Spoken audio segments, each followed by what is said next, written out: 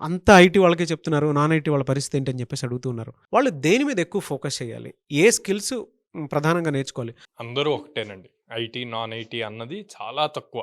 అంటే చాలా rare mechanical, civil అట్లాంటియి కొంచెం బాగా కోర్ ఎక్కువున్నయి తప్పితే మిగతాయన్నీ ఒకటే అవుతది. ఈవెన్ మెకానికల్, సివిల్ వాళ్ళు గూడా ట్రై చేయొచ్చు. ట్రై చేయకూడదు అని గాదు. కానీ వాళ్ళకి బేసిక్ నాలెడ్జ్ చాలా స్ట్రాంగ్‌గా ఉండాలి వీళ్ళకన్నా. అప్పుడే ఇంటర్వ్యూయర్ ఇంట్రెస్ట్ చూపిస్తాడు. నాన్ ఐటీ వాళ్ళ పాయింట్‌కొస్తే వీళ్ళకి ఐటీకి సంబంధించిన ఫౌండేషన్స్ ఉండవు. నాన్ ఐటీ వాళ్ళ సబ్జెక్ట్స్‌లో కాలేజ్ లెవెల్‌లో.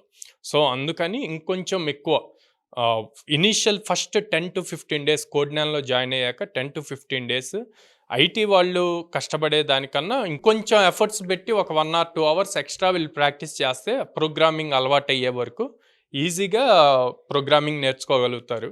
అండ్ నేను చెప్పినట్టు communication skills, logical skills, soft skills and then technical skills స్ట్రాంగ్‌గా నేర్చుకుంటే మేము చెప్పినట్టు యాజ్ ఇట్ ఈజ్ వాళ్ళకొచ్చిన ఆపర్చునిటీస్ అన్నీ క్రాక్ చేయగలుగుతారు.